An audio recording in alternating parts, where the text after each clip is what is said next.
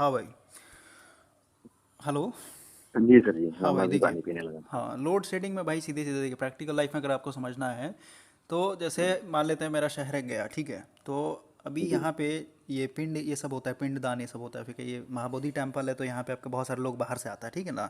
तो यहाँ का जो जी जी। डिस्ट्रीब्यूटर है, तो इसके पास जो भी पावर का डिमांड है वो तो लोकल का जो डिमांड है उस बेसिस पर रखता है ना वो लोग, ठीक है। लेकिन अब यहाँ पे बहुत जी। सारे लोग आ चुके हैं, तो सीधी सी बात है हम्म, भाई, उनको भी पावर का डिमांड चाहिए ना, मोबाइल चार्ज करना है, लैपटॉप चलाना है, फिर उनको भी पंखा चाहिए, कूलर चाहिए, एसी चाहिए, जो भी जिस मौसम में आ रहे हैं, ठीक है। तो जी। यहाँ पे अब ये डिस्ट्रीब्यूटर उतना पावर डिमांड नहीं, मतलब फुलफिल नहीं कर पाता, ठीक है। तो ये क्या करेगा, ये एक तरफ का लाइट काट देता है 2 घंटे के लिए, फिर 1 घंटे के लिए, और मतलब लाइट काटने का मतलब क्या, उधर का लोड रिमूव कर दिया गया और उसके बदले फिर क्या कर रहा है, दूसरे लोकेशन वाले को दे दे रहा है, ठीक है ना। तो इसको बोलते हैं हम लोग सीधे से लोड शेडिंग, ठीक है। तो 4 घंटा इधर देगा तो 4 घंटा कहीं और का काटा हुआ होगा वो, ठीक है। फिर 4 घंटा इधर देगा तो 4 घंटा उधर का काट लेगा वो, ठीक है। समझ गए। नेक्स्ट पढ़ते हैं, तो इसका आंसर क्या हो जाएगा, सम लोड आर स्विच्ड ऑफ, इसका बी4 बॉल मार दीजिए, ठीक है ना। लोड शेडिंग में क्या जी करते हैं, some load are switched off. Next आपका जी इफिशियंसी जी। Is the secondary forty consideration. Two. हाँ, 42 नंबर भाई, ठीक ना। एफिशिएंसी हाँ देखिए, सर। 42 नंबर पे क्या बोलता है, इफ़िशेंसी कहाँ पे हम लोग को ज़्यादा ध्यान में नहीं रखना है, मतलब इफ़िशेंसी हम लोग को ज़्यादा मैटर नहीं करता, तो ये पीक लोड में हो जाएगा, ठीक है ना। क्योंकि पीक लोड में आपको पता है, आप इफ़िशेंसी के ऊपर कभी फोकस नहीं कर सकते हैं भाई, ठीक है ना। नहीं कर समझ गए ना बात सकते। को, क्योंकि वो शॉर्ट टाइम के लिए होता है।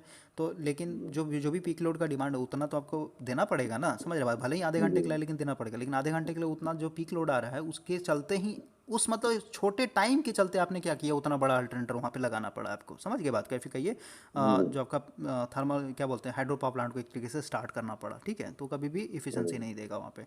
अगला है, air will not be the working substance in which of the following. तो एयर किस में काम नहीं करता है, air will not be the working substance in which of the following. तो पेट्रोल में तो चाहिए चाहिए ही चाहिए, ठीक है, डीजल में भी डीजल चाहिए। में से। Open cycle, gas turbine, close cycle, क्या देता है भाई इसका आंसर देखिए तो। थ्री। इसमें क्या, सर ए दिया है। ए दिया है, close close. Close cycle gas turbine, ठीक है। Air will not be the working, देखिए क्लोज साइकिल किसको बोलते हैं, ओपन साइकिल किसको बोलते हैं, समझ लीजिए। जैसे जी अगर हम लोग थर्मल पावर प्लांट की बात करें भाई, तो थर्मल पावर प्लांट में जो भी आप कोयला जला रहे हैं ना, तो वहाँ से जो आपका फ्लू गैस के रूप में बोलते हैं, वो गर्मी ही होता है एक तरीके से, ठीक है, समझ रहे हैं बात को। जी। फ्लू गैस समझते हैं क्या होता है, सो पावर सिस्टम आपने पढ़ा होगा। जी सर, फ्लू गैसेस जो सर वो मतलब फ्लू गैस, राकेट के साथ जो हाँ चिमनी मतलब, से जो निकलता है हाँ सर। मतलब जो धाह निकल रहा है, ठीक है ना, समझ गए, जो धाह निकल जी रहा है वहाँ से उसको हम लोग वेस्ट नहीं करते, उसको जी क्या करते हैं हम लोग, सबसे पहले सुपर हीटर को देते हैं। सुपर हीटर क्या करता है, जो भी आपका वेट स्टीम होता है उसको ड्राई कर देता है, उसका फिर सीधे इकोनोमाइजर में जाता है। इकोनोमाइजर में जा रहा है तो क्या, इधर से जो आप नदी से पानी वानी उठा रहे हैं ना, तो उसको क्या कर देता है, प्री जी। हीट कर देता है। उसके बाद फिर इसको बॉयलर में भेजता है ताकि बॉयलर का एफिशिएंसी क्या हो, एक तरीके से सही रहे, ठीक है। तो समझिए, हम्म, क्लोज साइकिल ओपन साइकिल क्या होता है, जैसे यहाँ पे थर्मल पावर प्लांट ने जो भी आपने स्टीम फेंका, कहाँ पे फेंका, अपने टरबाइन पे फेंका, ठीक है। तो जी उस स्टीम को फिर अगर आप डायरेक्ट एटमॉस्फेयर में छोड़ दे रहे हैं ना, रिलीज कर दे रहे हैं, तो वैसा साइकिल को हम लोग बोले ओपन साइकिल है, ठीक है ना, समझ गए बात को। लेकिन क्लोज साइकिल क्या जी होता है कि उस स्टीम को, मतलब टरबाइन को घुमाने का जो भी स्टीम बाहर में मिला निकला, उसको हम लोग फिर से क्या करते हैं, रीयूज कर लेते हैं, ठीक है ना, समझ गए, उसको बाहर नहीं जी। फेंकते हम लोग, ठीक है। तो क्लोज साइकिल बन जाता है एक तरीके से, समझ गए। अब हम लोग नेक्स्ट पढ़ते हैं। A nuclear power plant is invariably used as a, तो न्यूक्लियर पावर प्लांट हम लोग बेस लोड के लिए यूज़ करेंगे भाई, ठीक है ना। इसका बी4 बॉल हो जाएगा। नेक्स्ट है आपका, dash power plant is expected to have the longest life, सबसे लंबा किसका होगा, तो हाइड्रो का होता है, ठीक ना, 100 साल के लिए हाइड्रो। होता है, हाँ। बोलता है dash power plant can not have single unit of 100 megawatt, तुम्हारे डीजल इंजन का कभी भी आपको 100 मेगावाट का नहीं मिलने वाला है, ठीक ना भाई। ये एक तरीके से डीजल जी इंजन हम स्टैंड बाई के लिए यूज़ करते हैं। स्टैंड बाई कहने का मतलब, जैसे मान लेते आपके घर की तरफ मान लेते अभी 2 दिन से लाइट नहीं है, ठीक है, तो आप डीजल इंजन रखिएगा ना बैकअप के लिए, ठीक है। तो मतलब शॉर्ट ड्यूरेशन के लिए हम लोग यूज़ करते हैं इसको। अगला बोलता है, which of the following the thermal power plant is not a fixed cost. Fixed cost किस में नहीं, तो फ्यूल कॉस्ट हमारे, फ्यूल कॉस्ट आपके रनिंग कॉस्ट में आता है, क्योंकि इसका प्राइस अप डाउन होते रहता है, ठीक ना भाई, समझ गया। जी। नेक्स्ट आपका, dash will offer the least load.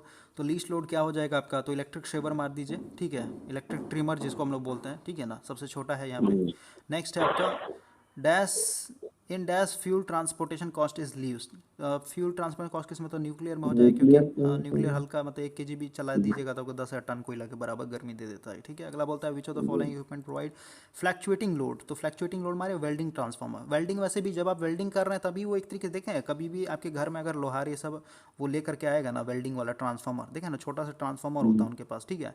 तो देखिए जब उस, जी जी हाँ देखा जब हूँ। वेल्ड मारेगा ना, तो आपके घर का देखिएगा वोल्टेज फ्लैक्चुएट करता है, ठीक है। तो इसलिए इसको हम लोग क्या बोल, फ्लैक्चुएटिंग लोड प्रोवाइड करता है, ठीक है ना। ओके। लेथ भी तो हो ही सकता है भाई, लेथ देता है क्या उसमें, लेकिन लेथ लेथ मशीन लेथ ऐसे कांस्टेंट स्पीड पे चल रहा है, तो कांस्टेंट स्पीड पे तो देखिए ना, वेल्डिंग ट्रांसफॉर्मर ही देना चाहिए, दे रहा है ना। हाँ चलिए ठीक वेल्डिंग है, दिया ठीक है वेल्डिंग ट्रांसफॉर्मर। देखिए ऑल ऑफ, 51। देखिए जब आपको डाउट लगे ना कि ऑल ऑफ दे हो सकता है, ठीक है ना, क्योंकि देखिए यहाँ पे एग्जॉस्ट फैन दिया हुआ है, तो एग्जॉस्ट फैन कभी भी फ्लैक्चुएटिंग लोड नहीं होता भाई, ठीक ना, समझ गए, तो ऐसे भी आप छांट सकते हैं, ठीक है। नेक्स्ट पढ़ते हैं, the increase load during summer month is due to, तुम्हारी इसमें आपका फैन और एसी के कारण हो जाता है सी फोर कैट।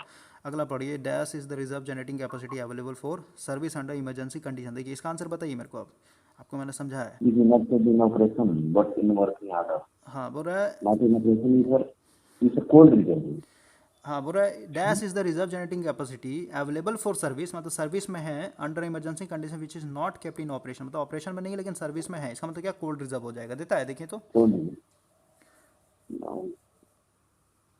दिया है सर। दिया है ना, चलिए ठीक है। अगला पढ़ते हैं, generating capacity connected to the bus bar and ready to take load, तो इसमें हमारे रेडी टू टेक लोड हो जाएगा ना, बस बार ये से कनेक्टेड, स्पिनिंग स्पिनिंग रिजर्व मारिए तो देता है, स्पिनिंग स्पिनिंग है रिजर्व देता है, देखिए तो एकदम देना चाहिए, बस बार जहाँ आ गया आपका दिया है चलिए ठीक दिया है। है। अगला बोलते हैं, dash offer the highest electric load, तो इसमें से इलेक्ट्रिक लोड कौन हो जाए, टोस्टर हो जाएगा, क्योंकि टोस्टर क्या होता है, हीटर होता है एक तरीके से, ठीक ना भाई, और हीटिंग एलिमेंट मतलब क्या, वो ज़्यादा पावर खींचेगा, समझ गया। नेक्स्ट पढ़ते हैं हम लोग, dash industry has the least power consumption, तो हमारी वेजिटेबल ऑयल देता है, 65 का सी। सही है, मतलब ये याद करने वाला चीज़ है भाई, याद करने वाला चीज़ नहीं है। इंडस्ट्री जब आप घूमिएगा ना, तो वेजिटेबल ऑयल में कौन सा मशीन वहाँ पे यूज़ किया जा रहा है, तो उस बेसिस पर आप आइडिया लगा सकते हैं कि कितना यहाँ पे पावर का डिमांड है, ठीक है ना, समझ गए। नेक्स्ट पढ़ते हैं, with reference to a power station which of the following is a not fixed cost, fixed cost क्या नहीं है, तो फ्यूल कॉस्ट कभी भी फिक्स नहीं होता भाई, घटते बढ़ते रहता है, ठीक है ना, समझ गए। नेक्स्ट पढ़ते हैं, dash is invariably used as a base load plant, तो बेस लोड प्लांट के लिए क्या यूज़ करेंगे, तो हम लोग का इसमें हो जाएगा मारिए ना, न्यूक्लियर पावर प्लांट मारिए ना, बेस लोड पे न्यूक्लियर हो जाएगा, ठीक है। In a power plant if the maximum demand on the plant is equal to the plant capacity, बताइए प्लांट कैपेसिटी और मैक्सिमम दोनों बराबर है, इसका मतलब रिजर्व कैपेसिटी इसका क्या है, जीरो हो चुका है, ठीक है ना भाई, तो प्लांट रिजर्व कैपेसिटी विल भी जीरो मार दिए, फॉर एप्पल हो जाएगा। नेक्स्ट बोलता है, in case of dash fuel transportation is the major problem, तो इसमें क्या हो जाएगा आपका, मेजर प्रॉब्लम किस में हो जाएगा, थर्मल में। थर्मल मारिए ना, थर्मल में बहुत बड़ा बड़ा आपको मालगाड़ी ये सब में मतलब ऑर्डर करना पड़ता है, ठीक है। बोलता है, which of the following power plant need the least period for installation, least period में तो सबसे कम समय लगता है भाई, तो डीजल इंजन मारिए, डीजल पावर प्लांट मारिए ना। हाँ, अगला बोलता है, which of the following power plant highly skilled engineer are required, तो न्यूक्लियर हो जाएगा। अगला बोलता है, which nuclear of the following power plant then maintenance cost is usually high, तो इसमें हमारे थर्मल पावर प्लांट, देखिए थर्मल पावर प्लांट का मेंटेनेंस कॉस्ट बहुत हाई होता है, समझ गए क्यों, क्योंकि इसमें आपका बॉयलर है, उसमें बहुत ज़्यादा आपको सेफ्टी देखना पड़ेगा, देखें पिछले साल ही बॉयलर फटा था, तो उसमें देखें बहुत लोग मर गया था एक तरीके से, समझ, तो इसमें आपको बहुत ज़्यादा सेफ्टी ये सब का ध्यान रखना पड़ेगा। अगला है, dash is invariably use for peak load, तो पीक लोड के लिए क्या यूज़ करेंगे, बताइए, तो पंप स्टोर मारिए ना, पंप स्टोर पावर प्लांट होता है, मतलब वही है, नीचे में आपका एक और क्या होता है, डाउन रिजर्वायर बोलते हैं, वहाँ से पानी हम लोग ऊपर चढ़ाते हैं, जब आपका मतलब पीक लोड खत्म हो जाता है, और जब पीक लोड अचानक से आता है ना, तो ऊपर में जो पानी स्टोर है उसको फिर से खोल के फिर से हम लोग अपने उस पीक लोड को हैंडल कर लेते हैं, ठीक है। अगला बोलता है, which of the following is not an operating cost, तो ऑपरेटिंग कॉस्ट में कौन सा नहीं आएगा, तो फ्यूल कॉस्ट तो आएगा ही, ऑपरेटिंग कॉस्ट में ही आता है, या फिर कहीं ऑपरेटिंग कॉस्ट में क्या बोला है, रनिंग कॉस्ट बोल सकते हैं हम लोग, ठीक ना, मेंटेनेंस कॉस्ट भी आ जाएगा, तो सी फॉर कैट मारिए ना। सैलरी ऑफ हाई, हाँ ये सैलरी फिक्स्ड, ऑफ हाई हाँ ऑफिस। ये फिक्स्ड कॉस्ट में आ जाएगा भाई, ठीक ना, क्योंकि इसको आपको देना ही देना है हर साल या फिर हर महीना। अगला बोलता है, which of the following is a essential requirement of the peak load, तो पीक लोड में क्या है सबसे इंपॉर्टेंट रिक्वायरमेंट, तो ये जल्दी स्टार्ट होना चाहिए, ठीक ना भाई, तो हमारे D for it should be capable of starting quickly. अगला बोलता है, लार्ज कैपेसिटी जनरेटर इनवेरिएबली, तो लार्ज जनरेटर क्या होता है, तो हमारे हाइड्रोजन कूल जनरेटर होता है, ठीक है ना।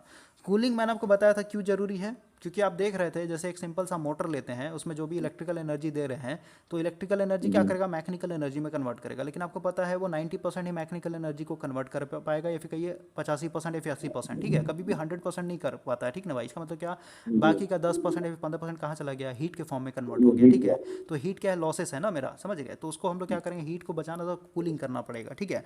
दूसरा हम लोग कूलिंग इसलिए करते हैं ताकि हम लोग का जो मोटर का लाइफ है या फिर कहिए जनरेटर का लाइफ हो, वो अच्छा खासा हो, बढ़ सके, क्योंकि मशीन में हम लोग करते हैं क्या, एक आपका कोर होता है, उस ऊपर तार लपेटता है, राइट, समझ गया ना, तो जो इंसुलेशन है भाई, इंसुलेशन गर्मी के कारण क्या होगा, खराब हो जाएगा ना, समझ रहे बात, तो इंसुलेशन को भी प्रोवाइड मतलब प्रोटेक्ट करने के लिए हम लोग कूलिंग रखते हैं वहाँ पे। अगला पढ़ते हैं, by the use of which of the following power factor can be improved, तो पावर फैक्टर कैसे इंप्रूव होगा, तो इसमें एनी ऑफ देव हमारी है, ठीक है ना। अब समझिए, एक क्वेश्चन मैं आपको बताता हूँ यहाँ पे, बहुत इंपॉर्टेंट है। अभी आपने देखा कि जो भी हम लोग बिजली जनरेट कर रहे हैं भाई, उसको हम लोग कम दाम पे एक तरीके से मार्केट में बेचना चाहते हैं, ठीक है। कम दाम पे कब बेच पाएंगे, जब हम लोग जो भी हमारा फैक्टर जो भी पड़ा ना, economic factor of power generation, उस पर हम लोग को जी काम करना पड़ेगा। वहाँ से हम लोग का दो इंपॉर्टेंट चीज़ निकला, एक तो लोड फैक्टर, यानी अगर आपको रनिंग कॉस्ट कम करना है तो लोड फैक्टर यूनिटी के करीब रखना होगा, ठीक है। और आपको जी अगर मैक्सिमम डिमांड, ठीक है, यानी जो भी 200 मेगावाट बनाएंगे या फिर कहिए 180 मेगावाट में ही बनाना पड़ जाएगा, या फिर कहिए 150 मेगावाट ही बनाना पड़ेगा, ये कैसे पता चल रहा था, डाइवर्सिटी फैक्टर से पता चल रहा था, ठीक है ना, समझ गए बात को। जी तो जी लोड कर्व आपके रनिंग कॉस्ट को बता रहा था, ठीक है, कि एक यूनिट आप किस दाम में बेचिएगा बाजार में, वो डिसाइड कर रहा था।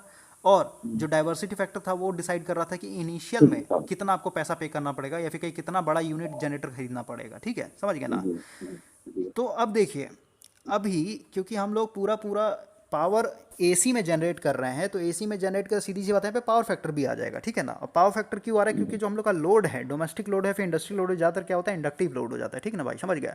और पावर मतलब क्या, आपका ये केवीए को बोला जा रहा है भाई, ठीक है ना। केवीए मतलब क्या, इसमें एक्टिव पावर भी होगा और रिएक्टिव पावर भी होगा, ठीक है ना, समझ गए। तो अब समझिए, जो रिएक्टिव पावर होता है भाई, इसको हम लोग फॉल्स पावर बोलते हैं, यानी फेक पावर होता है, इसमें कोई काम वाम नहीं करता ये, ठीक है ना, समझ गए। बस ये एक तरीके से कहिए मैग्नेटिक फील्ड को ये बनाने का एक तरीके से सिंपल सा काम रखता है, ठीक है।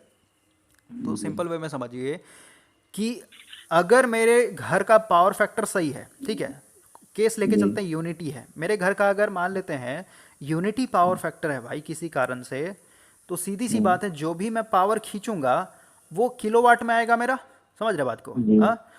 और इसमें अगर कोई केवीए नहीं है, केवीए नहीं, इसका मतलब क्या कि मैं, देखिए ऐसे समझिए कि अगर मैं कुछ मतलब रिएक्टिव पावर भी खींचता, ठीक है ना, समझ, ऐसे समझिए, देखिए किलोवाट अगर ले रहे हैं हम, मेरा जब यूनिटी पावर फैक्टर, तो मान लेते हैं ये आपका 5 केवीए का ले रहा है एक तरीके से पावर। और केवीए मैं इसलिए बोल रहा हूँ क्योंकि इसमें मतलब समझिए रिएक्टिव किलो, पावर मतलब रिएक्टिव पावर जीरो है, लेकिन फिर भी मैं इसको केवीए में ही बोलूंगा, ठीक है ना, समझ के बात को, मतलब 5 किलोवाट, अब सीधे सीधे कह सकते हैं 5 किलोवाट जो मेरा घर जो है पावर खींच रहा है। लेकिन मान लेते हैं अगर इंडक्टिव लोड होता है, यानी पावर फैक्टर डाउन होता, तो सीधी सी बात है यहाँ पे क्या होता है, रिएक्टिव पावर भी आ जाता, समझ रहे बात को। तो देखिए 5 किलोवाट जो पहले खींच रहा था एक्टिव पावर, वो तो खींचेगा ही खींचेगा, समझ रहे बात को, क्योंकि मैं, मेरे घर में वही सब इक्विपमेंट लगा हुआ है, समझ रहे बात को। लेकिन अगर ये रिएक्टिव पावर भी खींचने लग गया है, तो सीधी सी बात है, अब ये 5 केवीए से ज़्यादा ना खींचने लगेगा पावर, समझ रहे क्या बोल रहा हूँ समझ। देखिए ऐसे समझिए सिंपल वे में कि एक मोटर है भाई, ठीक है, समझ गए।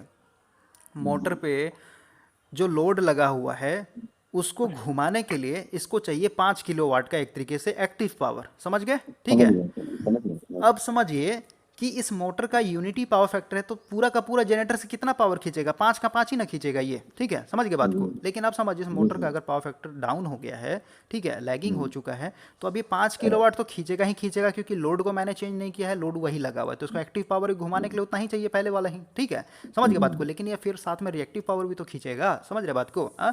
तो अगर ये रिएक्टिव पावर खींचने लगा, इसका मतलब क्या पहले से पावर डिमांड ज़्यादा करने लगेगा कि नहीं करने लगेगा, बोलिए, हाँ, समझ रहे बात करने को। लगा और पहले से अगर ये ज़्यादा डिमांड करने लग गया, तो आप उस जनरेटिंग स्टेशन वाले मालिक को क्या बोलेगा कि मेरे घर का 5 किलोवाट या फिर कहीं 5 केवीए रेटिंग, ये डिमांड नहीं है, मेरे घर का 6 केवीए डिमांड है, समझ रहे बात को। तो वो 1 केवीए बढ़ गया कि नहीं बढ़ गया वहाँ पे, बोलिए, हाँ। तो 1 केवीए उसको बढ़ा करके जनरेटर लगाना पड़ेगा कि नहीं लगाना पड़ेगा, समझ रहे बात को, हाँ।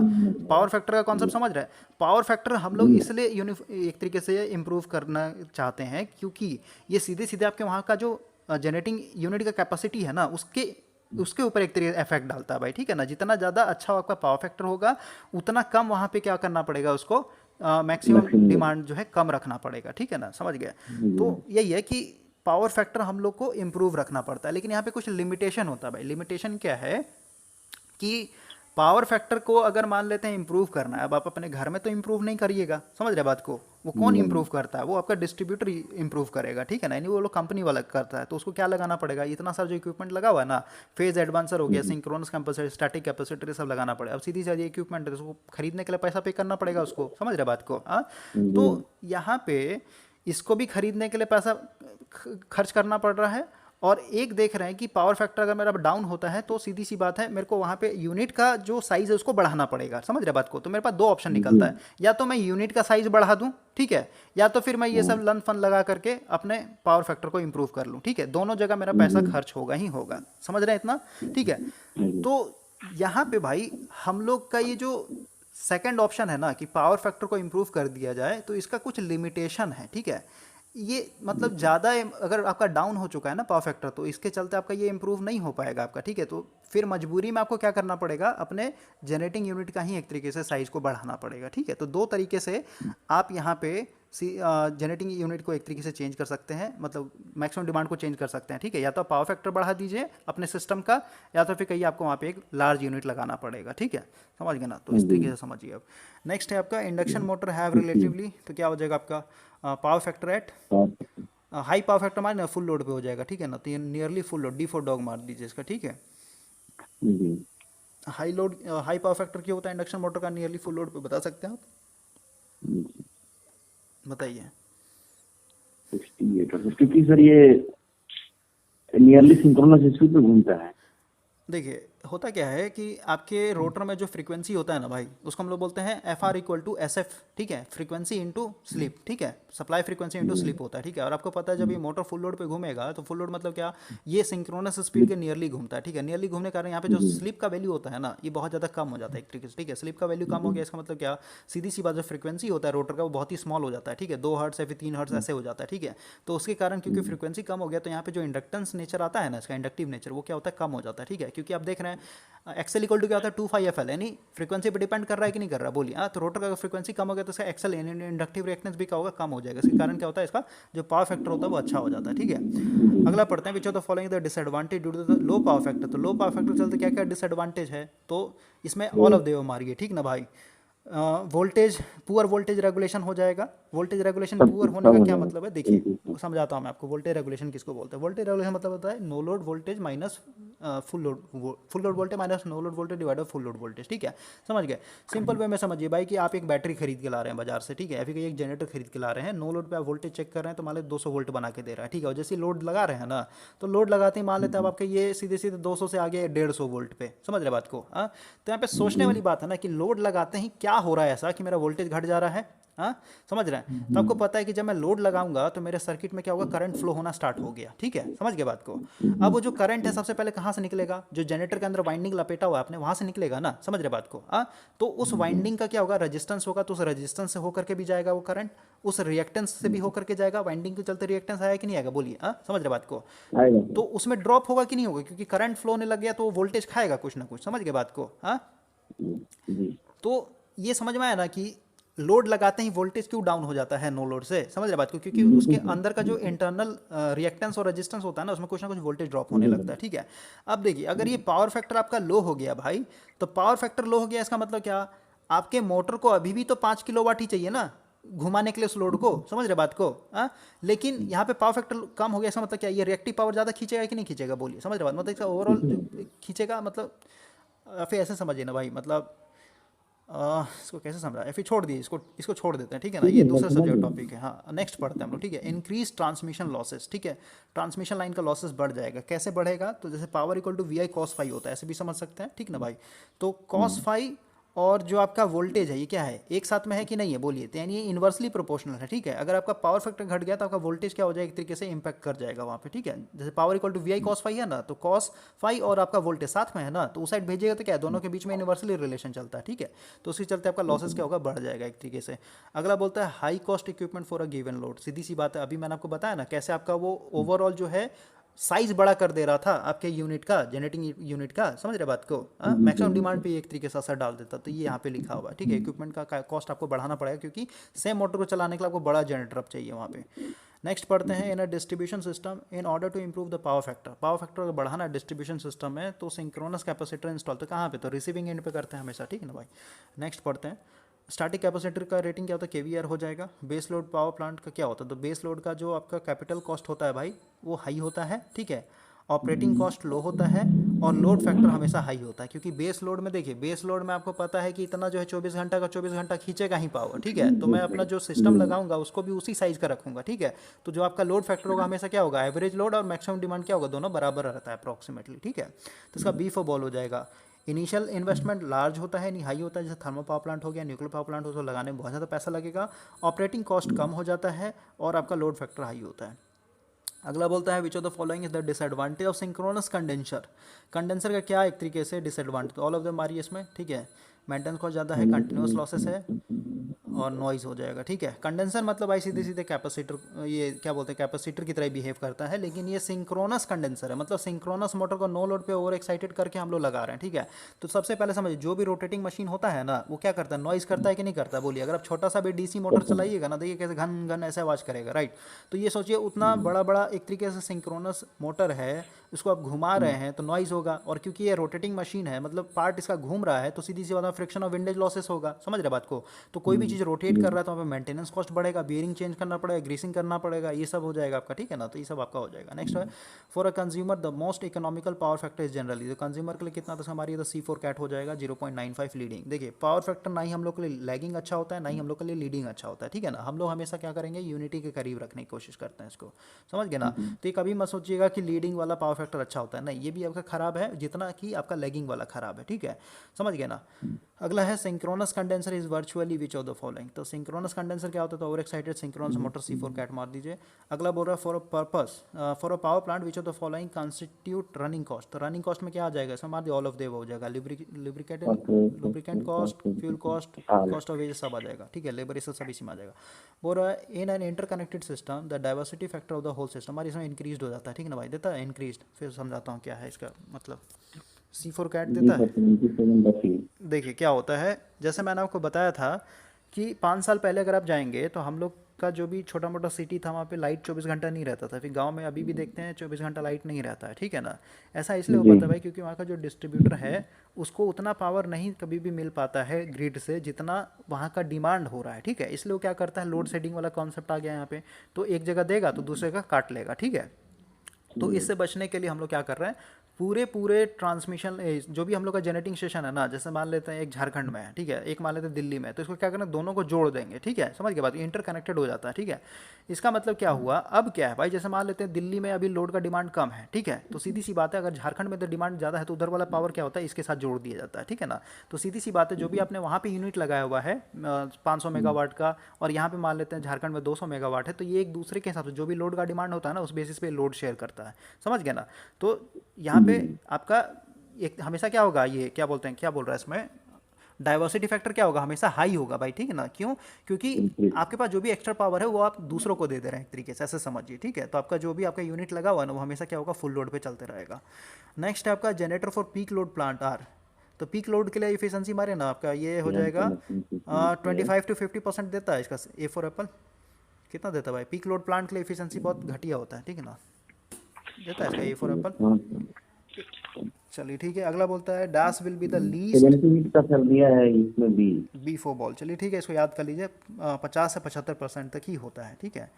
और वो भी कब दिया, जब फुल लोड पे इसको ऑपरेट ये सर कीजिएगा। Maximum efficiency. हाँ मतलब, हाँ भाई मैक्सिमम एफिशिएंसी, ठीक है, मतलब फुल लोड पे बोल दिया, सही है। अगला बोलता है dash will be the least effect due to the change in the supply voltage frequency. देखिए इसमें इक्विपमेंट दिया ऑप्शन में, ठीक है, आपके पास एक इलेक्ट्रिक घड़ी है, ग्राइंडर है, सीलिंग फैन है, रूम हीटर है। अब बोल रहा है फ्रीक्वेंसी में अगर चेंजिंग आएगा तो किसमें इफेक्ट ज़्यादा नहीं होगा, तो रूम हीटर मारिए, रूम हीटर आपका रेजिस्टिव लोड है, रेजिस्टिव को कभी भी फ्रीक्वेंसी से मतलब नहीं होता है, ठीक ना भाई। ओके, नेक्स्ट पढ़ते हैं for the same maximum demand if the load factor is decreased. अब बताइए लोड फैक्टर आपका अगर डिक्रीज हो गया तो कॉस्ट ऑफ जनरेशन क्या हो जाएगा, बढ़ जाएगा आपका सीधे हाई हो सीधे, जाएगा। हाँ ठीक है। नेक्स्ट बोलता है the connected load of a domestic load, तो मैंने आपको बताया था घर का जो डिमांड होता है 5 किलोवाट ही रहता है अराउंड, ठीक है, तो इसका 5 किलोवाट हो जाएगा। अगला बोलता है which of the following is not necessarily an advantage of inter connecting various power station. बोल रहा है कि जैसे अभी आपने देखा कि दिल्ली वाले पावर स्टेशन को हम लोगों ने क्या किया, चंडीगढ़ वाले से जोड़ दिया, फिर कहीं झारखंड वाले से जोड़ दिया, फिर मध्य प्रदेश वाले के साथ जोड़ दिया। तो बोल रहा है कि इंटर कनेक्टिंग सिस्टम में इस तरीके से जोड़ने से क्या एडवांटेज मतलब नहीं मिलता है, ठीक ना भाई, मतलब क्या एडवांटेज नहीं मिलेगा। तो इसमें क्या मारिएगा, ये रिडक्शन मार सकते हैं। Improve frequency of the power system, मारे ना, इसमें फ्रीक्वेंसी कभी भी इम्प्रूव नहीं होता, देता है फॉर एप्पल, फ्रीक्वेंसी से कोई ये लेना बहुत देना नहीं बड़ा होता है, ठीक। देता है ना भाई 82 का। हाँ सर, ये दिया। हाँ मतलब फ्रीक्वेंसी तो आपका वो कांस्टेंट है ना भाई, फ्रीक्वेंसी फिक्स होगा तभी वो पावर एक तरीके से दोनों सम अप कर पा रहे हैं। फ्रीक्वेंसी अगर दो डिफरेंट डिफरेंट फ्रीक्वेंसी है ना, वहाँ पे कभी पावर एडिटिव नहीं होता है, ये आप ध्यान रखिएगा, ठीक है, जी। खासकर ट्रांसमिशन लाइन में। अगला बोलता है power transformer is usually rated in, तो आपका ये केवीए हो जाएगा। अगला बोलता है dash public sector undertaking is associated with erection and sometime running of thermal power plant, तो एनटीपीसी मारिए ना, एनटीपीसी हो जाएगा आपका ये, ठीक है। अगला बोलता है मतलब समझ गया ना, एनटीपीसी ही एक मतलब व्यवस्था है या फिर कोई कंपनी है जो ये थर्मल पावर प्लांट को चलाता है, और ये किसका है, पब्लिक सेक्टर के अंडर में आता है, ठीक ना, यानी गवर्नमेंट कंपनी है ये। ओके, नेक्स्ट पढ़ते हैं, most efficient plant are normally used. 45। हाँ 85 में है, most efficient plant are normally use. तो इफिशिएंट प्लांट क्या होता है, बेस लोड के लिए यूज़ करते हैं, ठीक है ना भाई, जिसका एफिशिएंसी अच्छा है बेस लोड के लिए यूज़ करेंगे। और बेस लोड पे एफिशिएंसी क्यों होता है अच्छा, क्योंकि हम लोग को बेस लोड हमेशा 24 घंटे के लिए पता होता है कि इतना ही डिमांड है, तो उसी हिसाब से हम लोग वहाँ पे जनरेटर का साइज रखते हैं, ठीक है, ताकि वो फुल लोड पर रन कर सकें। डीजल इंजन का राउंड लाइफ क्या होता है, तो 15 से 20 साल मार दीजिए। अगला बोलता है which of the following is not a method for estimating depreciation charges, मतलब डेप्रिसिएशन को फाइंड आउट करने कौन सा मेथड नहीं है। तो हमारे ना हार्ले 50-50 देता है भाई फॉर्मूला, हेल से 50-50 देना चाहिए इसमें, ये नहीं होता है, ठीक है ना, डी हाँ दिया है। ठीक है ना, क्योंकि तीन ही मेथड होता है। सिंकिंग फंड मैंने आपको बताया था, सिंकिंग फंड में क्या होता है, स्ट्रेट स्टार्टिंग में लाइन में, डेप्रिसिएशन ज़्यादा होता है और बाद में फिर कम देना पड़ता है। स्ट्रेट लाइन में क्या होता है, और स्ट्रेट कांस्टेंट लाइन होता में है। हर साल में बढ़ाते हैं। हाँ, और तो इसी तरीके से भाई, ठीक है ना। अगला पढ़ते हैं हम लोग, the expected useful life of hydro power plant, तो 100 साल मार दीजिए। अगला बोलता है in a load curve the highest point represent, तो इसमें होगा पीक डिमांड, ठीक है, पीक डिमांड को रिप्रेजेंट किया जाता है। अगला बोलता है which of the following source of power is least reliable, मतलब सबसे कम टिकाऊ कौन सा है, तो विंड मारी ना, हवा चल रहा है नहीं भी चलेगा, समझ गए बात को, तो ये लीस्ट रिलायबल है, मतलब टिकाऊ नहीं है ये। अगला पढ़ते हैं in India production and distribution of electrical energy confined by, तुम्हारी इसमें गवर्नमेंट सेक्टर मारी ना, यानी पब्लिक सेक्टर मारी है, ठीक है, देता है B for ball. Public sector. हाँ मतलब जितना भी बिजली वाला है ना, डिस्ट्रीब्यूशन और जी प्रोडक्शन, ये सर, ये सब सर जी पब्लिक सेक्टर के हाथ में है अभी, मतलब गवर्नमेंट है के हाथ में ही है। अगला बोलता है पायलट एक्साइटर, देखिए सिंक्रोनस अल्टरनेटर के बारे में बोल रहा है, आपको पता है अल्टरनेटर का जो रोटर होता है उसमें लोग डीसी एक्साइटेशन देते हैं, ठीक ना भाई, तो डीसी एक्साइटेशन देने के लिए हम लोग डीसी जनरेटर का यूज़ करते हैं वहाँ पे, ठीक है। तो ये एक्साइटर उसी को बोला जाता है। तो एक्साइटर जो है provided on generator for which of the following reason, तो हमारे to excite the main pole exciter, ठीक है, ए फॉर एप्पल होगा। देखिए जैसे आप डीसी मशीन पढ़िएगा ना, तो डीसी मशीन में दो वाइंडिंग यूज़ करते हैं, एक होता है आपका आर्मेचर वाइंडिंग और एक होता है आपका फील्ड वाइंडिंग, ठीक है। तो आर्मेचर वाइंडिंग उसको बोला जाता है जिसमें करंट एसी होता है, ठीक है ना भाई, समझ गए। और फील्ड वाइंडिंग उसको बोला जाता है जिसमें आपका करंट डीसी दिया जाता है, ठीक है। तो जैसे डीसी मशीन को आप एनालाइज किए, नॉर्थ पोल साउथ पोल जो बना रहे हैं वो क्या होता है, उसमें डीसी देते हैं कि नहीं देते हैं डायरेक्ट, समझ रहे बात को। जैसे permanent magnet DC motor use कीजिए आप, ठीक है, छोटा वाला मोटर जो होता है ना, उसमें क्या है, मैग्नेट लगा है ना दोनों तरफ, देखें ना खोल करके कभी भी दोनों तरफ क्या मैग्नेट लगा हुआ है। तो magnet north pole south pole बना रहा है, लेकिन ये तो बहुत छोटा मोटर है ना भाई, मान लेते हैं मेरे को बहुत बड़ा मोटर बनाना है, तो वहाँ पे क्या करना होगा आपको, नॉर्थ पोल साउथ पोल बनाने के लिए उसमें डीसी ना एक्साइटेशन दीजिएगा, उस परमानेंट मैग्नेट को हटा कर वहाँ पे क्या करना होगा, कॉइल लपेटना होगा, ठीक है, और उसमें फिर डीसी देना पड़ेगा, ठीक है। तो जहाँ हम लोग डीसी देते हैं उसको फील्ड वाइंडिंग बोलते हैं, ठीक है, यानी जो नॉर्थ पोल साउथ पोल बन रहा है वो फील्ड वाइंडिंग हुआ, ठीक है। और जो आर्मेचर बीच में जो रखा हुआ है जो घूमता है गोल गोल, उसको क्या बोलते हैं हम लोग, आर्मेचर वाइंडिंग बोलते हैं। क्लियर हुआ, ठीक है ना, समझ गए बात को। फील्ड वाइंडिंग मतलब नॉर्थ पोल साउथ पोल बनाएगा और north pole south pole fix होता है, तो उसमें हम लोग डीसी दे देंगे, ठीक है, डीसी हर एक पोल को क्या करता है, फिक्स रखता है, ठीक है। आर्मेचर वाइंडिंग क्या होता है, उसमें हमेशा एसी होता है, ठीक है, समझ गए बात को। अब यही चीज़ आते हैं हम लोग अपने अल्टरनेटर में, तो अल्टरनेटर में देखिए जो आर्मेचर वाइंडिंग होता है वो स्टेटर पे रखा होता है, ठीक है, क्योंकि 3 फेज सप्लाई उसी में दे रहे हैं ना हम लोग, समझ रहे हैं, फिर ले रहे हैं। स्टेटर में सर एसी नहीं है हम लोग। हाँ स्टेटर में आपका एसी होगा, मतलब एसी जिसमें उसको क्या बोलेंगे, आर्मेचर वाइंडिंग। स्टेटर पे क्या है, आर्मेचर वाइंडिंग। और रोटर क्योंकि मेरा नॉर्थ पोल साउथ पोल उसमें डीसी एक्साइटेशन दे रहे हैं, मतलब फिक्स होता है, उसको क्या बोलेंगे, फील्ड वाइंडिंग है मेरा, ठीक है, समझ गए ना। जी तो जो जी जी। एक्साइटर है, एक्साइटर मतलब क्या, डीसी जनरेटर, तो डीसी जनरेटर वाला सप्लाई किस में देंगे, अपने फील्ड वाइंडिंग में देंगे, नहीं रोटर में देंगे, ठीक है। तो ये क्या करता है, किसके लिए लगाया जाता है, तो उसका A for apple to excite the main pole of the exciter, क्योंकि नॉर्थ पोल साउथ पोल वही ना पोल बना रहा है भाई, समझ गए बात को। मेन पोल क्या होता है, रोटर होता है एक तरीके से। नेक्स्ट है आपका the primary reason for low power factor is the supply system is due to the induction motor मार दी इसमें, इंडक्शन मोटर के चलते आपका हो जाता है पावर फैक्टर लो। अगला बोलता है ना over excited synchronous motor on no load is known as, तो सिंक्रोनस कंडेंसर हो जाएगा ये। अगला बोलता है which of the following is advantage of static capacitor over the power factor improvement, तो इसमें ऑल ऑफ देम आ रही है। स्टैटिक कैपेसिटर मतलब जो हम लोग घर में पंखा ऐसा में यूज़ करते हैं ना, छोटा वाला, लेकिन वो सब क्या होता है, बड़े बड़े साइज में होता है, वो ड्राम देखा ना आपने, ड्राम साइज का बड़ा बड़ा होता है वो, ठीक है। हाँ तो ये सब के लिए होता है। और वैसे भी लो मेंटेनेंस कॉस्ट क्यों होगा, क्योंकि इसमें कोई रोटेटिंग पार्ट नहीं है ना भाई। लेकिन भाई सिंक्रोनस मोटर आप ओवर एक्साइटेड में लगाइएगा तो आप ही बताया मैंने आपको, बेयरिंग घिसेगा, उसमें लुब्रिकेंट चाहिए, विंडेज फ्रिक्शन लॉस ये सब होगा, ठीक है ना, तो एफिशिएंसी भी उसका घटिया होगा। अगला बोलता है for any type of consumer the ideal tariff is, तो आइडियल टैरिफ क्या होता है, तो हमारे ना इसमें क्या देता है, 2 पार्ट टैरिफ देता है क्या, ऐसे 3 पार्ट टैरिफ देना चाहिए भाई, देता है 3 पार्ट टैरिफ। जी दिया है सर, हाँ हाँ 3 पार्ट टैरिफ, मतलब जितना ज़्यादा पार्ट में आपका डिवाइड होगा ना टैरिफ, आप समझिए। देखिए सबसे पहले क्या था, जब हम लोगों ने बिजली को, जब सबसे पहले ये अमेरिका में थॉमस एडिशन के हाथ में था ये पूरा पूरा, ठीक है। उस समय सबसे पहले हमारा डीसी सिस्टम स्टार्ट हुआ था भाई, ठीक ना। सबसे पहले ये मतलब लड़ाई भी हुआ इसके चलते, थॉमस एडिशन और ये निकोला टेस्ला में, ठीक है, एसी वर्सेस डीसी। तो सबसे पहले डीसी आया था, ठीक है ना भाई। डीसी आया, उसके बाद फिर एसी आया, ठीक है। तो स्टार्टिंग में क्योंकि हम लोग बहुत मतलब सिर्फ और सिर्फ बिजली को किसके लिए यूज़ करते थे, बल्ब जलाने के लिए यूज़ करते थे, लाइटनिंग पर्पस के लिए, ठीक है। तो सोचिए सिर्फ और सिर्फ बल्ब जलाना, तो सीधी सी बात है आपका जो मैक्सिमम डिमांड होगा अल्टरनेटर का जो साइज़ होगा वो तो बहुत छोटा छोटा रखना पड़ेगा ना, समझ के बात को, हाँ। क्योंकि सब रजिस्टिव लोग। हाँ, और वहाँ पे पावर फैक्टर से बहुत अच्छा होगा क्योंकि रेजिस्टिव लोड, क्योंकि इनकैंडेसेंट लैंप ये सब चलता था, ठीक है। तो वही है, समय के साथ जैसे हम लोग अपने आप को एक तरीके से मॉडर्न करते जा रहे हैं ना, या फिर कई टेक्नोलॉजी को एक तरीके डेवलप करते जा रहे हैं, ठीक है। उसी तरीके से हम लोगों ने टैरिफ को भी, यानी बिजली को कैलकुलेट करने के लिए भी क्या किया, टैरिफ में चेंजिंग करते रहे हैं, ठीक है। तो 3 पार्ट टैरिफ क्या है, सबसे आइडियल टैरिफ माना जाता है, ठीक है। 3 पार्ट मतलब क्या, ए बी सी। ए क्या था आपका, फिक्स्ड कॉस्ट था, ठीक है। बी क्या था आपका, रनिंग कॉस्ट था। और सी क्या था आपका, जो एनर्जी मीटर ये सब जो भी आपका घर में लगा हुआ है ना, ठीक है, जो उसके लिए आपका जो चार्ज दिया जा रहा है वो ए बी सी वाला, ठीक है। अगला पढ़ते हैं, बोलता है the efficiency of plant is least concern, तुम्हारे पीक लोड में होता है आपका, ठीक ना भाई। इसका ए और बी मार दिए ना, ए और बी मार दीजिए, ठीक है। ए और बी में हो जाएगा पीक लोड और कैजुअल लोड देता है इसमें। C4 कैट देता है 97 का। जी सर, दिया है। देखिए काउजल रन क्या होता है भाई, जैसे समझिए जब भी आप कार खरीदिएगा ना, तो कार खरीदना जैसे मान लेते हैं आपका रनिंग सिर्फ और सिर्फ मंथ में आपका सिर्फ और सिर्फ मान लेते 200 किलोमीटर जाना है आपको, ठीक है। तो उस केस में आदमी कंफ्यूज हो जाता है कि मैं 12 लाख का गाड़ी लूँ या फिर 8 लाख का गाड़ी लूँ, ठीक है। या फिर सीधे सीधे कहिए क्योंकि आपका रनिंग कॉस्ट कम है, ठीक है। तो सीधी सी बात है जो भी मतलब आप ओकेशनली, कॉजल का मतलब होता है ओकेशनली चलाना, ठीक ना भाई, समझ के बात को। तो आपको गाड़ी मान लेते हैं महीने में सिर्फ 2 दिन चलाना है, फिर 1 दिन चलाना, तो सीधी सी बात है आप इतना मतलब रेयर केस में निकाल रहा है, तो आपका गाड़ी कैसा होना चाहिए, एक तरीके से अच्छा होना चाहिए ना, मतलब आपको लग्जरी फील करे, ठीक है ना, समझ गए बात को। क्योंकि जितना बड़ा गाड़ी लीजिएगा उसका जो इफिशियंसी होता है, माइलेज होता है, उतना ही घटिया होता है, ठीक ना भाई, समझ गए बात को। बड़ा गाड़ी लीजिए, स्कॉर्पियो ये सब हो गया, फिर फॉर्चुनर ये सब हो गया, क्या होता है आपका माइलेज कम होता है उसका, ठीक है ना, समझ गया। लेकिन आपका रनिंग कॉस्ट कम है, तो सीधी सी बात है आप बड़े गाड़ी को रख सकते हैं, क्योंकि आपका रनिंग कॉस्ट कम है, तो एक ही बार ना आपको चलाना महीने में 200 किलोमीटर, तो उतना पॉकेट पर आपको ज़्यादा भारी नहीं पड़ेगा, ठीक है। लेकिन मान लेते हैं कि दूसरे का रनिंग कॉस्ट है 4000 किलोमीटर या फिर कहीं 5000 किलोमीटर, तो वहाँ पे उसके लिए इफिशियंसी माइलेज मतलब थोड़ा ध्यान में रखना पड़ेगा उसको, ठीक है ना, समझ गए। नेक्स्ट आते हैं हम लोग, तो वही यहाँ पे वही बोला पीक लोड हो या फिर causal run. Causal run plant मतलब क्या, जैसे मान लेते अभी आपके घर में लाइट नहीं है, ठीक है। अब मान ले 2 दिन आपने डीजल जनरेटर चलाया, तो आप इफिशियंसी का थोड़ा ना वहाँ पे कोई वो कैलकुलेशन करने जाइएगा कितना इफिशियंसी दे रहा है कितना नहीं दे रहा है, समझ रहे बात को। तो आपने बस इमरजेंसी में चलाया।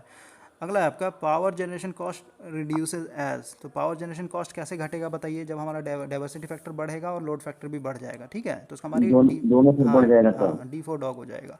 नेक्स्ट बोलता है depreciation charges in diminishing value method are. तो अभी से हमारे ना हैवी इन अर्लियर मारिए, ठीक है। स्टार्टिंग में बहुत ज़्यादा पे करना पड़ता है, जैसे जैसे आपका पुराना होता जाएगा मशीन वैसे वैसे आपको कम पे करना पड़ता है। देता है B4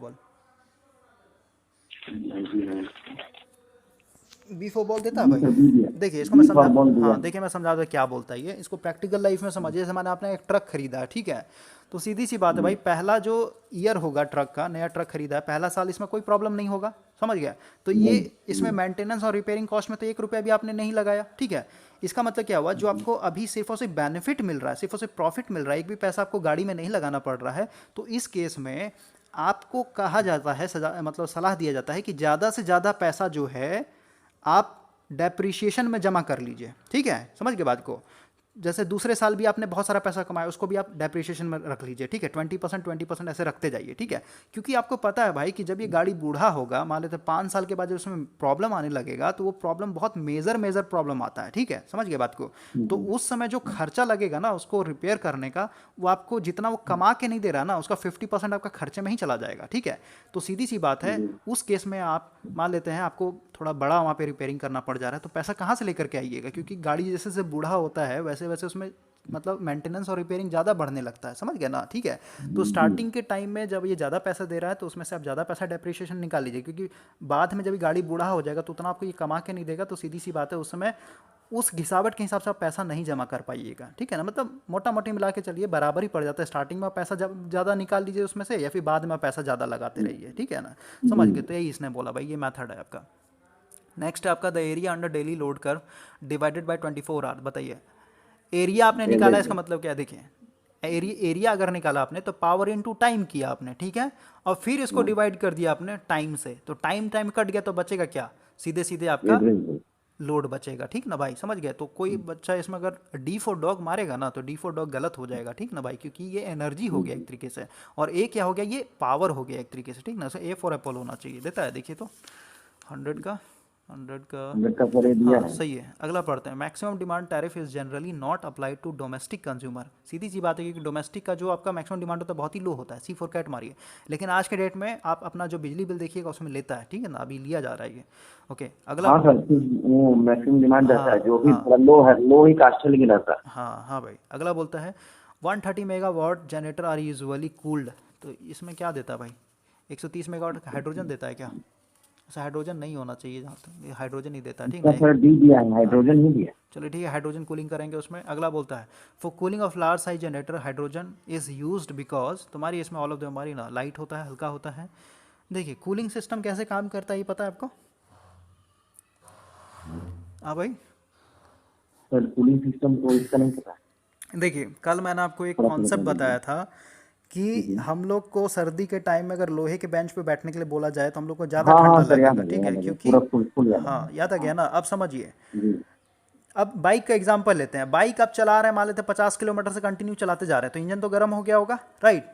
अब जी सीधी सी बात जी। है, इंजन अगर गर्म हो गया भाई तो उसके अंदर जो भी आपका साफ्ट पिस्टन क्रैंक शाफ्ट ये सब जो घूम रहा है वो भी गर्म हो गया होगा, और गर्म हो गया तो जी सीधी सी बात है मेटल आपका हमेशा क्या होता है, एक्सपेंड होता है, ठीक है।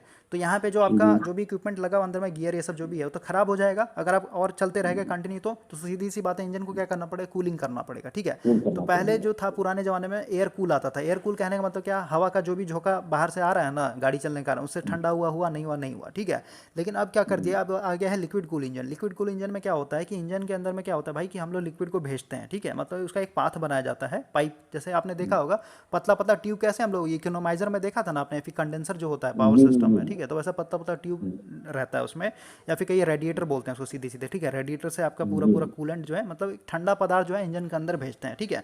अब क्योंकि इसका टेम्परेचर लो है और इंजन का टेम्परेचर बहुत ही हाई है, तो हीट कहाँ से ट्रांसफर होगा, high temperature to low temperature, यानी ये लो कर देते पूरा का पूरा क्या हो जाएगा, कूलेंट में अपना गर्मी ले लेगा और ये कूलेंट फिर बाहर निकल के इसी तरीके से सर्कुलेट होते रहता है, ठीक है। तो इसको बोलते हैं हम लोग लिक्विड कूल इंजन, ठीक है ना, समझ गए। तो इसी तरीके से आपका क्या है, जो आपका लार्ज साइज जनरेटर होता है उसको भी हम लोग ऐसे ही कूलिंग करते हैं, ठीक ना भाई। तो वहाँ पे हम लोग कूलेंट के लिए जगह क्या यूज़ कर रहे हैं, हाइड्रोजन गैस यूज़ करते हैं, ठीक है ना।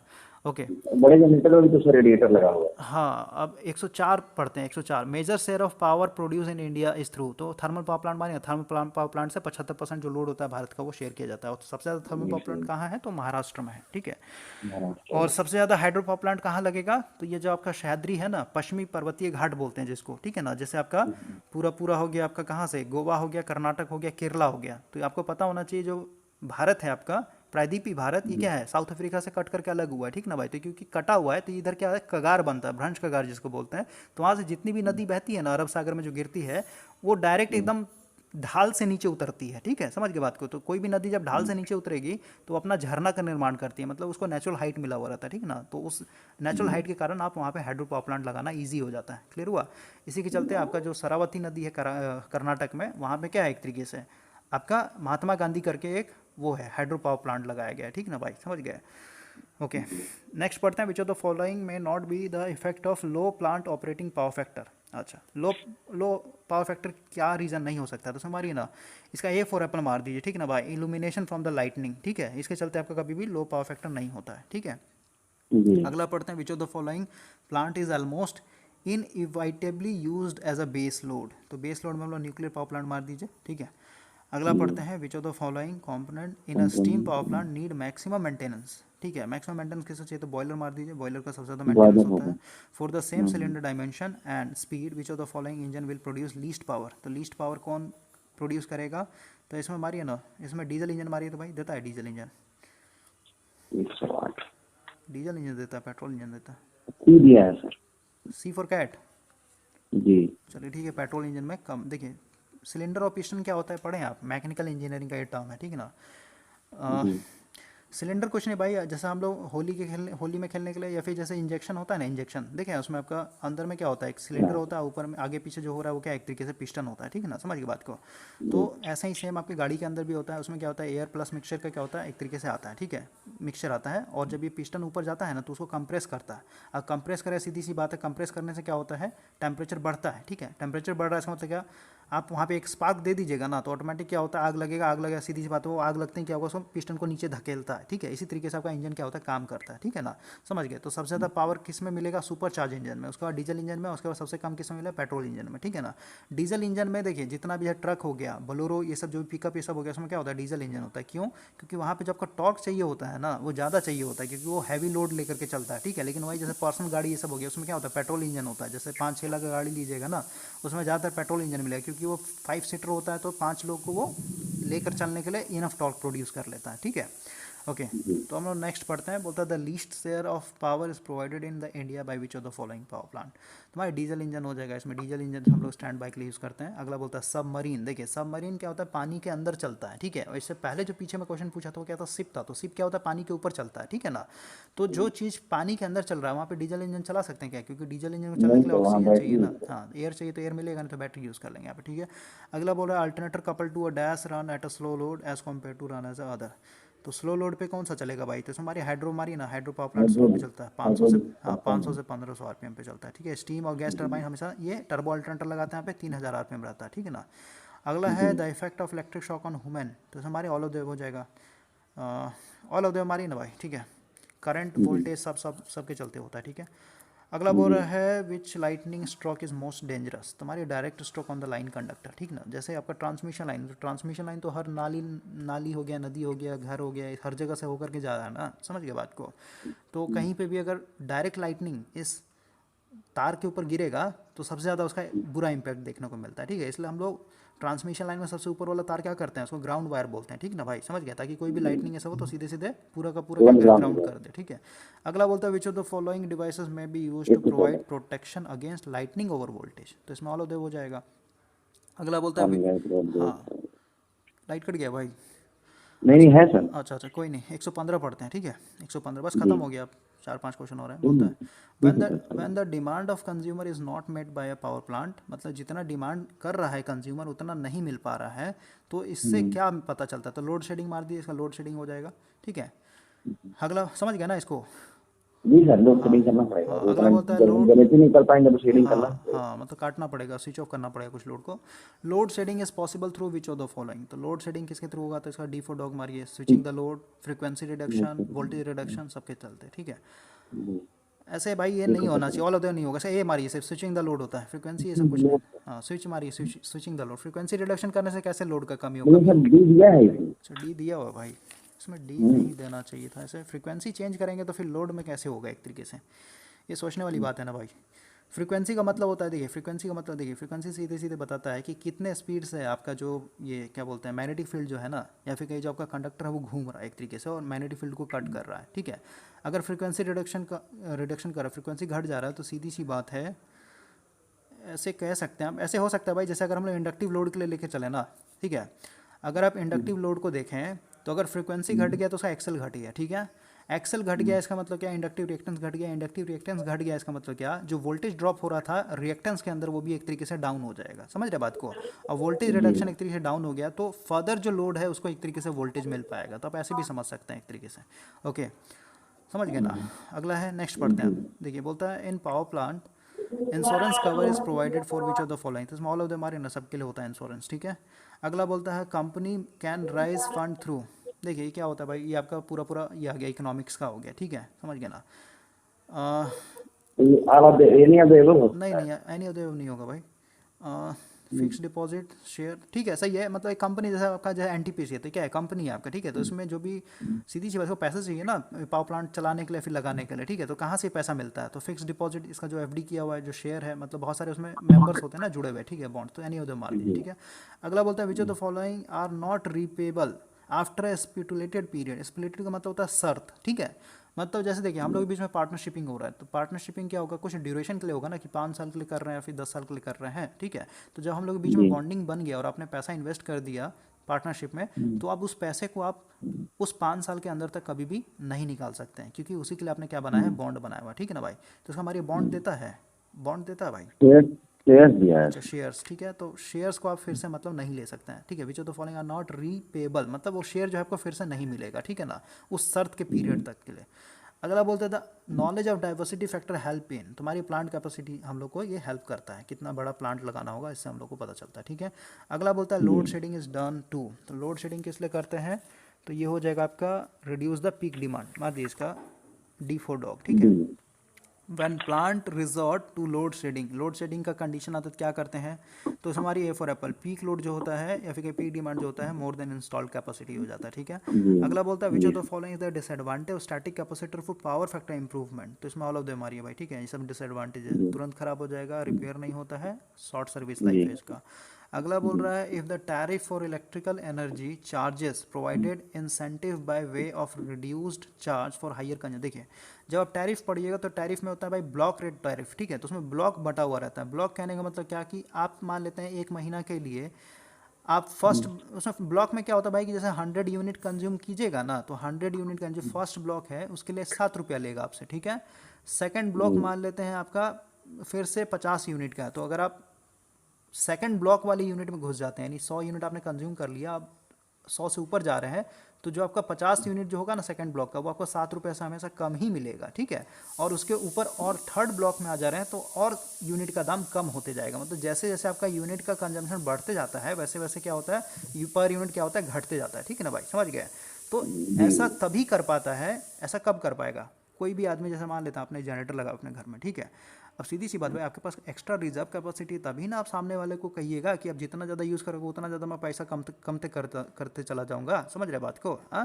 तो इसका सी फॉर कैट हो जाएगा कि प्लांट है सफिशिएंट रिजर्व कैपेसिटी, ठीक है। इसलिए वो अपने कस्टमर को क्या कर रहा है, लालच दे रहा है कि तुम ज़्यादा से ज़्यादा यूज़ करो ताकि मैं लॉस में नहीं जाऊँ, क्योंकि अगर ये ज़्यादा कंज्यूमर यहाँ पे एक तरीके से कनेक्ट कर रहा है, इसका मतलब क्या है, इसका जनरेटर फिर फुल लोड पे एक तरीके से रन करने लग जा रहा है, जो कि इसकी एफिशिएंसी बढ़ जाएगी, सर लोड एफिशिएंसी बढ़ जाएगा, हाँ। बढ़िया हो जाएगा। Last question is anything having some heat value can be used as a fuel in the case of, तुम्हारे क्लोज साइकिल में, क्लोज साइकिल मैंने आपको बताया था ना कि जो भी गर्मी निकल हाँ रहा है सर, ना अभी उसको जो फिर से हम लोग, जो हाँ निकलेगा फ्लू गैस है हाँ उसको फिर से उसको इकोनोमाइजर रीयूज़ कर लेंगे भाई, ठीक है ना। और यही अगर आप बाइक कार ये सब में देखें तो उसको बोलते हैं टर्बो, ठीक है ना, टर्बो इंजन बोला जाता है। तो वहाँ से जो भी गर्मी निकलता है ना उसको हम लोग फिर से क्या करते हैं, टर्बो को घुमा करके फिर से उसको रीयूज़ कर लेते हैं। ओके, तो ये आपका पूरा पूरा खत्म हो गया। शाम में हम लोग इलेक्ट्रोस्टैटिक रखते हैं, ठीक है ना, इलेक्ट्रोस्टैटिक आज खत्म कर लेंगे हम लोग। सर कितने बजे के आसपास में हो गया समझो भाई, यहाँ 3 महीने के लिए चल गया है प्राइवेटाइजेशन, अच्छा अच्छा, 3 महीने के लिए क्या हो गया भाई, चल गया है। अच्छा अच्छा टल गया है, वो ऐसे ही हो जाएगा भाई, वो नॉर्मल हो जाएगा, ठीक है ना, समझ गए। तो अभी हम लोग शाम में कॉल करते हैं, ठीक है ना, शाम में मैं आपको करता हूँ 6 बजे तक आप रेडी रहिएगा, ठीक है ना। ओके ठीक है, चलिए, ठीक भाई, ठीक, ठीक है सर। ओके भाई, ओके।